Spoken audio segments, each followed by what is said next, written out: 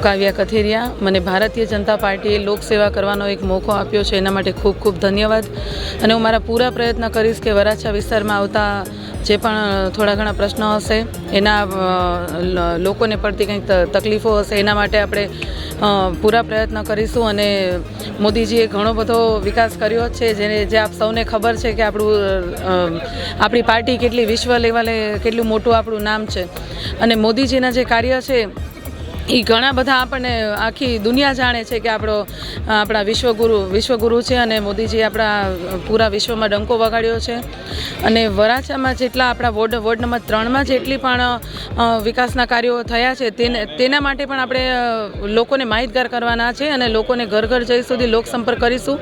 અને આપણા થકી કરવામાં આવેલા જેટલા આગળના જે કાર્યો છે એની લોકોને માહિતી આપીશું, જેના થકી વિરોધ પક્ષ એવું કોઈ એક મિસઅન્ડરસ્ટેન્ડિંગ લોકોની વચ્ચે ઊભી કરે કે ભાઈ આપણે કાંઈ કરતા નથી, કે આ લોકો આવું છે, કે એ લોકોના જેટલા ખોટા વાયદા છે, કે શિક્ષણ છે, કે આરોગ્ય છે, કે આપણે કાંઈ એ લોકોએ જેટલા આપણા ઉપર ઓલા આરોપો કરે છે કે ભાઈ આ લોકો કંઈ કરતા નથી, તો આપણે એના ઉપર પૂરેપૂરું એ જેટલું બને એટલા આપણે એ લોકોને ખોટા સાબિત કરવાના છે. અને મોદીજી ભારતીય જનતા પાર્ટીએ આપણને એક મોકો આપ્યો છે, તો આપણે પબ્લિકને સેવા કરવાની અને આપણું જંગી બહુમતીથી જીતવાનું છે. આપણે ભારતીય જનતા પાર્ટીમાં કાર્યકર્તા હંમેશા ક્યાંક ને ક્યાંક એમને હોદ્દો મળતો હોય છે. અને જ્યારે તેમને જવાબદારી આવે ત્યારે એની ઉપર વધારેમાં વધારે જવાબદારી વધી જતી હોય છે. જ્યારે એમને પદ આપે અથવા તો એને ટિકિટ આપે ભારતીય જનતા પાર્ટીના કોઈ પણ કાર્યકર્તા, એટલે આજે મારી જવાબદારી વધી ગઈ છે. જે હું આ વિસ્તારમાં છેલ્લા 18 વર્ષથી કામ કરું છું, હવે મારે ડબલ કરવું પડશે.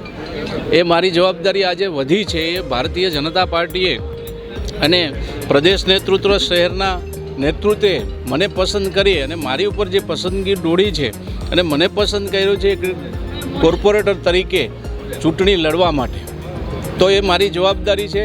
આપ સૌ કાર્યકર્તાઓએ મને ખૂબ ખુશીથી વધાવ્યો છે, એટલે હું કાર્યકર્તાઓનો અને નેતૃત્વનો ખૂબ ખૂબ આભાર માનું છું.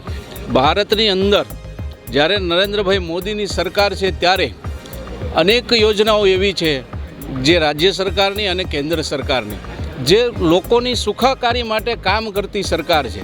છેલ્લા 10 વર્ષથી અહીંયા ભારતીય જનતા પાર્ટીના કોર્પોરેટરો ચૂંટાતા નહોતા, એટલે ક્યાંક ને ક્યાંક શહેર અને આની વચ્ચે અંતર રહેતું હતું. પણ હવે એ અંતર મિટાવી અને વિકાસના કાર્યોને વેગ આપવા માટે અમે સૌ જે ઉમેદવારો આજે પસંદગી કરવામાં આવ્યા છે, કાવ્યાબેન છે, નીતાબેન છે, અમારો વિશાલ છે, અમે ચારેય ઉમેદવારો એ રીતે કામ કરશું કે આખો વિસ્તાર એકવાર નંબર 1 ઉપર આવે એવી અમારી ગણતરી છે.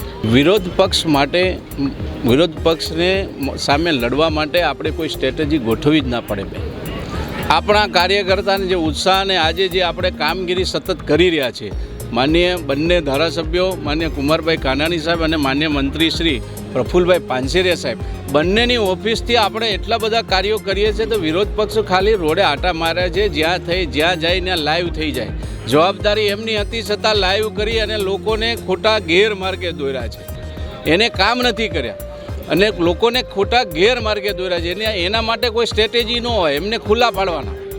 એમને ખુલ્લા પાડી દો એટલે આપણે જીતી ગયા. હું ખૂબ ખુશ છું કે ભારતીય જનતા પાર્ટીએ જે મને મોકો આપ્યો છે સેવા કરવાનો, તે સેવા પણ અમે કરીશું. અને જે કાંઈ પણ પ્રશ્ન છે તે પણ સોલ્વ કરીશું. બસ આ રીતે જ બધા સાથ અને સહકાર આપજો.